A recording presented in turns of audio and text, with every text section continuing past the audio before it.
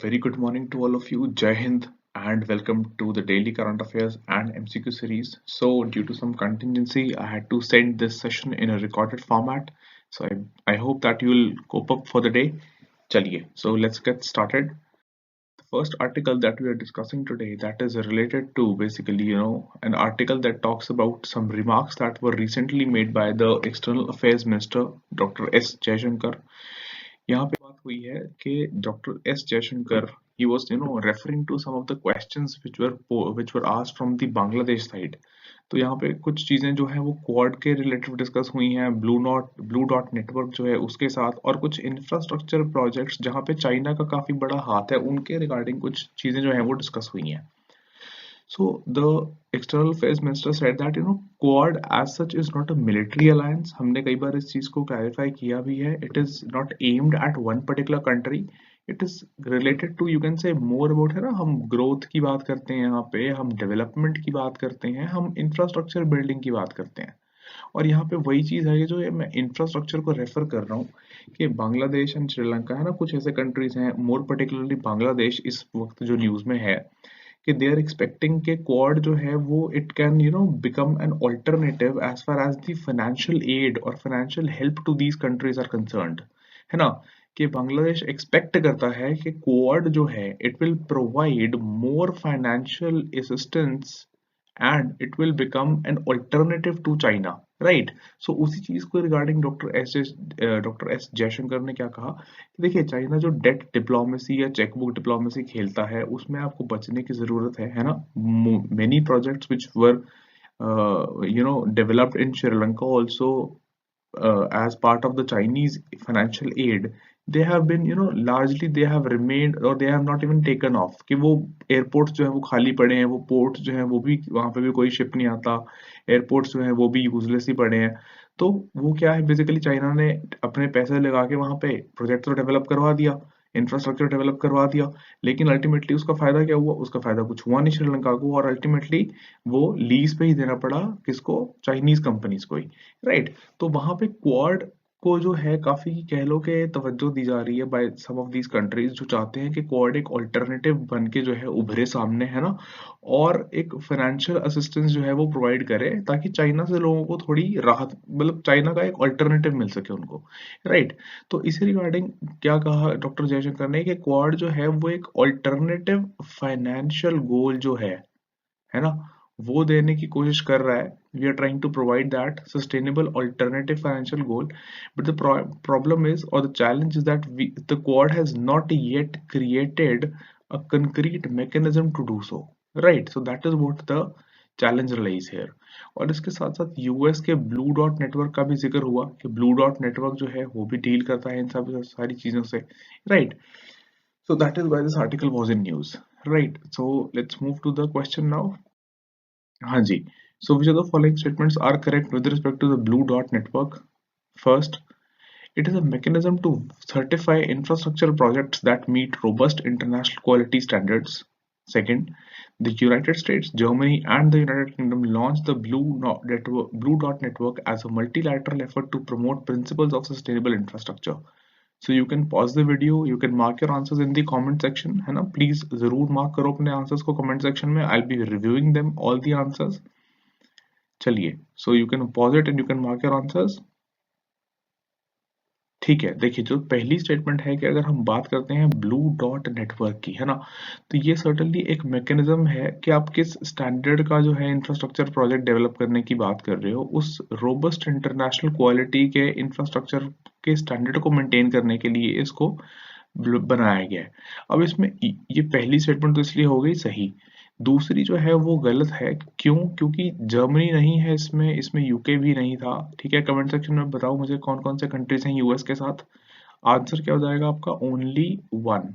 ठीक है, लेकिन अगर हम बात करें, if we talk about that which countries which are a part of it, so the countries, that is, you have the United States, you have Japan, and you have Australia, right, which are a part or which launched the Blue Dot network.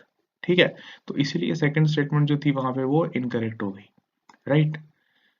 चलिए, so moving to the next question, next article now.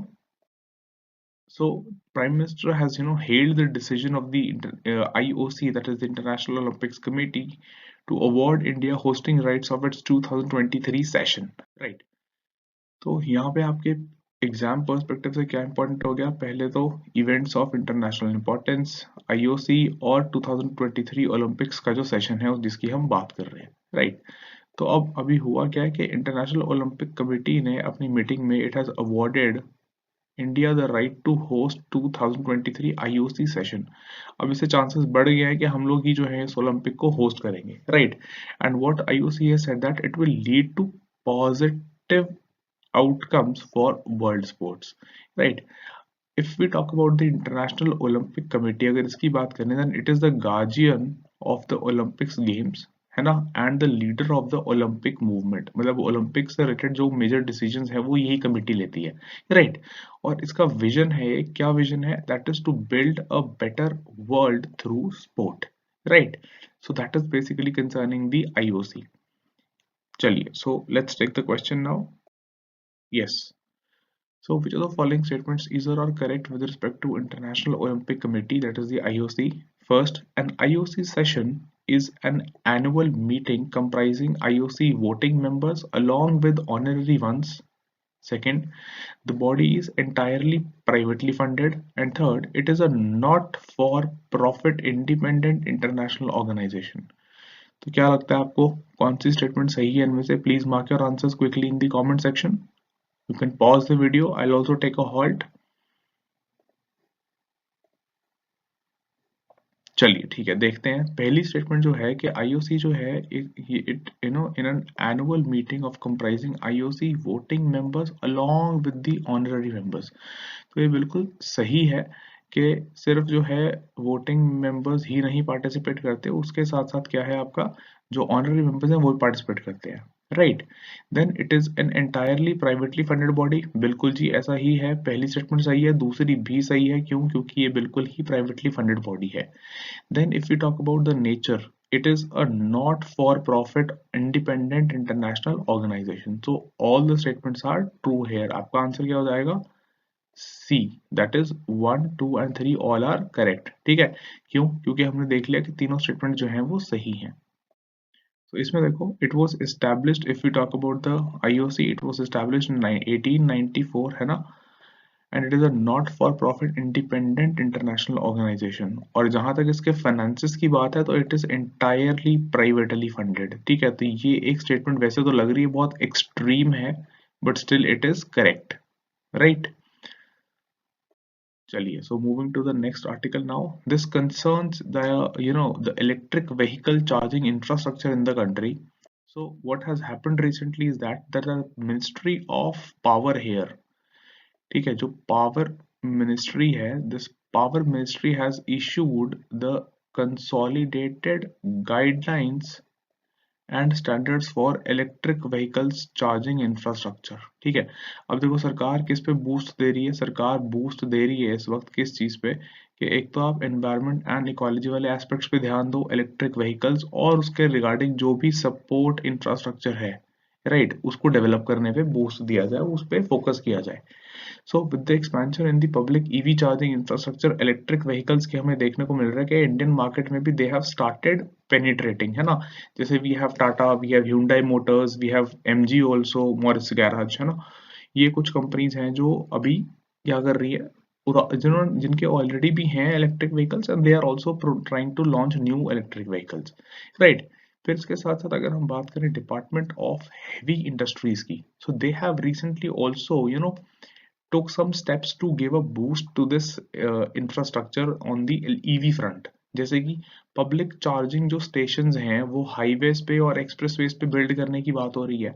इसके साथ साथ इनकी location जो है वो बहुत important है। देखो ऐसा नहीं है कि आप एक बार है ना चार्ज कर लिया आपने तो उसके बाद आपको हो सकता है कि 200, 225 या 250 किलोमीटर की ट्रैवल रेंज मिल जाए, लेकिन you need to have the electric charging stations located at the highways, at the expressways। ठीक है, तो उसी से क्या होगा कि कंटिन्यूअस मोबिलिटी है ना और लॉन्ग टर्म सस्टेनेबिलिटी इनकी इंश्योर कर सकते हैं हम इलेक्ट्रिक व्हीकल्स की। तो इसलिए ये कह रहे हैं यहाँ पे डिपार्टमेंट ऑफ हेवी इंडस्ट्रीज के these electric charge stations will be located with in every 25 kilometres of range on both sides of these expressways and highways. तो इससे क्या होगा कि आप जो है कंटिन्यूअस एक राइड जो है मेंटेन कर सकते हो, है ना। चलिए ठीक है। So moving to the question now. Yes. Which of the following statements is or are correct regarding the consolidated guidelines and standards for EV charging infrastructure? First, citing safety measures, the users of electric vehicles have been prohibited from charging their EVs at their residences using the existing electricity connection. And second, a revenue sharing model has been suggested for land use to make a public charging station financially viable from an operational perspective.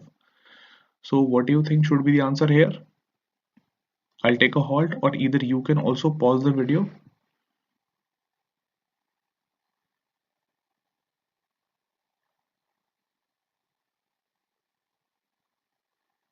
चलिए ठीक है, देखते हैं पहली statement. देखो जो ये अभी अपडेटेड या कह लो रिसेंटली कंसोलिडेटेड गाइडलाइंस आई हैं, है ना, इसमें क्या कहा इन्होंने, इसमें प्रोहिबिट नहीं किया, इसमें रादर इन्होंने कहा है कि you can using your existing electricity connection even at your houses, your residences, your work places, you can charge your electric vehicles, right? The first statement becomes incorrect. They have not prohibited, right? Rather they have allowed it. तो first हो गई गलत। दूसरी जो है वो सही है कि भाई देखो ऐसा है कि we do not we have to make the project financially viable. क्यों? क्योंकि अभी आप क्या कर रहे हो, you are trying to set up these electric charging stations, right. तो उसमें अगर आप जो है if you want to the suggestion has been made that the land used to make public charging station जो है एक ऑपरेशनल पर्सपेक्टिव से उसमें रेवेन्यू शेयरिंग मॉडल जो है वो सजेस्ट किया है, राइट। अब रेवेन्यू शेयरिंग अगर होगी तो ऑब्वियस सी बात है कि लोग जो है वो उसमें इंटरेस्टेड होंगे, है ना। और हम एक बार जो है कह लो कि एक बार इम्पेटस देके या एक बार हम इसको बूस्ट देके पुश करके will be able to set up the infrastructure, right. So for question number 3 answer क्या हो जाएगा, answer will be B, that is only 2 is correct, है ना। ये वाली स्टेटमेंट आपका ऑप्शन हो जाएगा बी, राइट। चलिए सो for question number 3 answer is be here, है ना। और रिसेंटली ये मिनिस्ट्री ऑफ पावर ने रिवाइज किया इन गाइडलाइंस को, और ये अमेंडमेंट जो हैं 1 2 3 4 और 5, ये अमेंडमेंट जो हैं कुछ अभी ऐड हुई हैं, ठीक है। और ये दूसरी वाली अमेंडमेंट जो है हमारे क्वेश्चन का पार्ट थी, that is it is to enable owners of electric vehicles to charge their electric vehicles at their residences or their offices using their existing electricity connections, ठीक है। तो this was the statement। चलिए I believe this is clear. Moving to the next article. हाँ जी, so this is concerning the AMC module, आपका ancient medieval culture module जो है उसके सिलेबस का पार्ट है, that is Sudha Raghunathan appointed member of central advisory board on culture. So हुआ क्या है बेसिकली दैट आपके पहले तो देखते हैं एग्जाम पर्सपेक्टिव से क्या इंपॉर्टेंट हो जाएगा कि आपको आपको पता हो या आप रिवाइज करो एक बार कि क्या क्या exactly what is the central advisory board on culture which part forms a part of the AMC module or AMC component of your exam. So what has happened right now, we all know that the Ministry of Culture, which is the parent body, है ना, it has appointed this new member on the CABC, that is the Central Advisory Board on Culture, ठीक है। अब basically ये board करता क्या है, what is the job of this board? So it is entrusted with providing policy advice to the culture ministry on developing the various programs which the ministry runs, ठीक है। और इसके साथ साथ जो है they also aid participative decision making। अब देखो participative decision making का मतलब ये है कि इतने सारे जो members हैं they provide their inputs, है ना, and that is why they try to ensure that the culture ministry takes an integrated view while they are deciding upon different ideas to start different projects in the country, right? So that is how this is important, the role of the CABC is important, right? So ये तो हो गया article के regarding. एक बार देखते हैं इस पे क्वेश्चन क्या देख सकते हैं हम। Yes, so which of the following statements is or are correct with respect to the Central Advisory Board on Culture? हाँ जी, फर्स्ट स्टेटमेंट क्या कह रही है? It's members provide advice to the culture ministry on developing programmes which would focus on creativity at different levels in various regions. And second statement, the board is tasked with meeting once in a year to deliberate and decide upon the relevant programs of the Ministry of Culture. हाँ जी, so I'll wait for you guys to mark your answers and I'll certainly take a look at के कौन लोग जो है answers mark कर रहे हैं अपने कमेंट सेक्शन में, है ना, क्योंकि हमारा रोज बड़ा इंटरैक्टिव सेशन हम रखते हैं and that should be the case today also. चलिए तो CABC के ऊपर देखते हैं क्या आंसर्स टाइप किए आप लोगों ने। आई बिलीव रोहित, शुभांकर, अहाना, कविता, राशि, जो भी लोग जुड़े हुए हैं हमारे साथ सबने टाइप किए हैं अपने आंसर्स। चलो ठीक है, देखते हैं पहली स्टेटमेंट क्या कह रही है। Right, so with respect to CABC जो फर्स्ट स्टेटमेंट है दैट इट्स मेंबर्स, है ना, they provide advice to the culture ministry. Certainly ये हमने देखा कि कल्चर मिनिस्ट्री को ये अपने इनपुट्स देते हैं, एडवाइस देते हैं, है ना, तो ये तो स्टेटमेंट सही है। Now when we talk about the task of the board, so it is not meeting once in a year. भाई साल में एक मीटिंग नहीं है इनकी क्वार्टर में एक मीटिंग है, ठीक है। Every quarter they are suppose to meet and decide upon the relevant programmes, जो भी एडवाइस देनी है मिनिस्ट्री को, कल्चर मिनिस्ट्री को, ठीक है। तो सेकंड स्टेटमेंट जो है, this statement will be incorrect, ठीक है। तो आपका आंसर क्या हो जाएगा? Answer will B A, that is only one, है ना। क्यों? क्योंकि आपकी सिर्फ पहली स्टेटमेंट ही सही है, right. So for question number 4 answer is a, that is जो बोर्ड है ये CABC जिसकी बात कर रहे हैं हम यहाँ पे, है ना, इसके अगर आप देखो तो इट इज रिक्वायर्ड और it is suppose to meet once in a quarter, मतलब कि every 3 months, presided by the minister of culture. ये देखो, ये एक बड़ा इंपॉर्टेंट पॉइंट है कि कौन इस पे प्रिसाइड करेगा, दिस इज इंपॉर्टेंट, राइट। कि इस पे जो है, जो कल्चर मिनिस्ट्री में मिनिस्टर होंगे, the culture minister will be presiding over the boards meeting, right. And जो भी इसके गोल्स हैं that will be specified in the website of the culture ministry. ये अल्टीमेटली इसकी वेबसाइट पे डिस्प्ले हो जाएगा, ठीक है। तो क्वेश्चन 4 का आंसर क्या हो गया? A, right. I believe this is clear. देखो AMC से ऐसा है कि पिछले कुछ सालों में ना मॉडर्न से कम सवाल पूछ रहा है UPSC और AMC से ज्यादा सवाल पूछ रहा है। तो ऐसा वैसे दिस इज नॉट नेसेसरी, है ना, कि जो ट्रेंड्स देखने को मिले हैं वही कंटिन्यू होंगे, because UPSC is known for its unpredictability. But फिर भी श्योर अपने आप को सेफ साइड पे रख के चलने के लिए मॉडर्न को भी रिवाइज करते रहो, ठीक है, क्योंकि प्रीलिम्स पास आ रहा है आपका। और मॉडर्न के साथ साथ AMC का वेटेज, क्योंकि हमने देखा है कि काफी ज्यादा रहने लग गया है, तो AMC में भी चीजों को जो है होलिस्टिकली कवर करो, राइट। चलिए, so that brings us to the last question for the day, that is yes, so which of the following statements is or are correct with respect to the Tarapur massacre. अब ये news में था तो इसके ऊपर question एक देखते हैं। The Uttar Pradesh government has decided to commemorate it as Shaheed Divas, पहली स्टेटमेंट। दूसरी statement, freedom fighter Gopal Singh is associated with this place. And third, this massacre was the biggest carried out by the British after the one in Jallianwala Bagh in Amritsar in 1919. Yes, so what do you think should be the answer to this question? हाँ जी, मैं 2 minute के लिए रुक जाता हूँ, मैं देखता हूँ आप लोग अपने आंसर्स टाइप करिए कमेंट सेक्शन में, फिर देखते हैं क्या है इसका आंसर।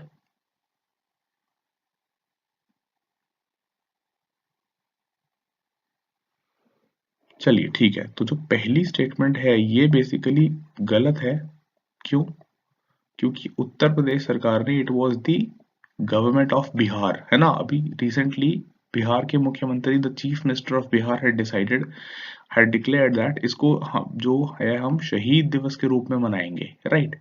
तो पहली स्टेटमेंट गलत हो गई, क्योंकि ये जो जगह है ना तारापुर, ये अगर हम एक बार चेक भी करें, एक बार अगर मैप देखते हैं तो यहाँ पे देखो ध्यान से, ये जो एरिया है इसको मैं मार्क कर रहा हूँ, ये जो मुंगेर डिस्ट्रिक्ट है, ठीक है, this is the Munger district of Bihar, right.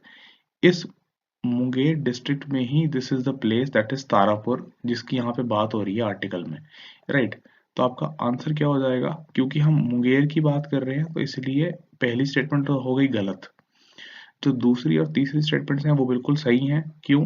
क्योंकि अभी हमने डिसाइड किया है कि इसको हम सेलिब्रेट करेंगे आज शहीद दिवस, लेकिन उत्तर प्रदेश ने नहीं, बिहार ने किया है, पहली बात तो। दूसरी बात, जो गोपाल सिंह है उन्होंने यहाँ पे फ्लैग होइस्ट किया था, ठीक है, इसलिए ये स्टेटमेंट भी सही है। और थर्ड स्टेटमेंट भी सही है कि जलियांवाला बाग के बाद अगर हम देखते हैं तो this is the second biggest massacre that was taken और that was thrown upon the, or that was I would say that was the brutal thing which was did to Indians by the British, right? So आपका answer क्या हो जाएगा, आपका answer हो जाएगा second and third statement जो है वो सही है, राइट? चलिए, so I believe this is clear to all of you, and with that I'll call it a day here, right? I believe सभी लोगों को सही अच्छे तरीके से समझ में आ गया। रिवाइज करिए इसको, मैप्स को भी, क्वेश्चंस को भी, एएमसी के तौर, एएमसी के लिए खास तौर से, है ना, मैं इस बात को स्ट्रेस कर रहा हूँ। यहाँ पे हमने 2 आर्टिकल्स देखे एएमसी के रिगार्डिंग, राइट। चलिए, so on that count it's a wrap from my side. Thank you so much, study well, stay safe, and I will see you soon in a live session. ठीक है, जय हिंद।